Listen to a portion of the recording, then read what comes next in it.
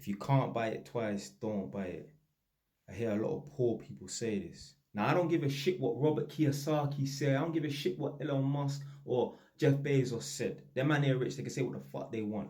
A lot of broke people say this. A lot of people that ain't got nothing will make statements like, if you can't buy it twice, don't buy it at all.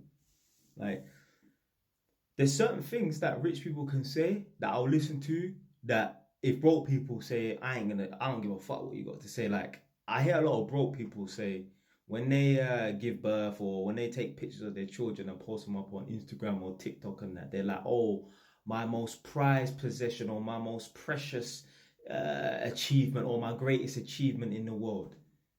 Fam, how is your child your greatest achievement in the world? It costs nothing to give birth to a child. You're only saying that because you ain't got nothing of value that you've achieved. So of course you're gonna say that your child is your greatest achievement. I don't want to hear any broke person talk about their child as their greatest achievement, or someone who ain't achieved nothing is talking about their child as their greatest achievement. When rich people like Jeff Bezos or Elon Musk, when they say their child is the greatest achievement, yeah, okay, I understand. Because they got other things that they can brag about, but they're choosing not to. These broke people, they're talking about their child as their greatest achievement when they ain't got nothing else to brag about.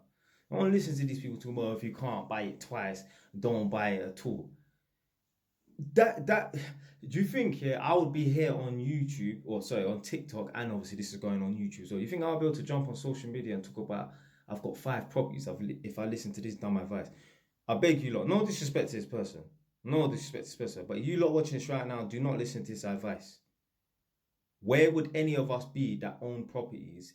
Where would we be if we listen to advice? If you can't buy it twice, don't buy it at all. Obviously it's a sensible sort of logic.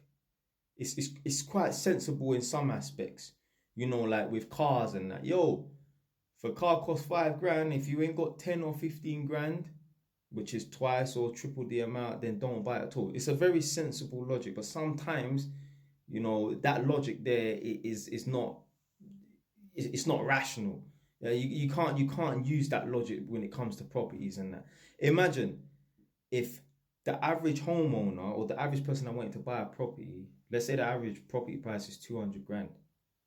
Imagine if they said to themselves, right, I'm not going to buy a house until I can save up 400 grand or 600 grand.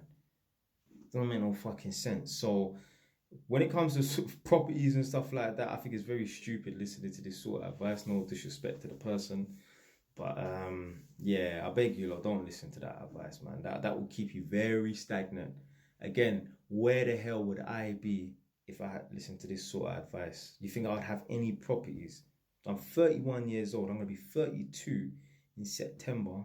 I know I don't look it, but I'm gonna be 32 in September, sitting on 5 properties.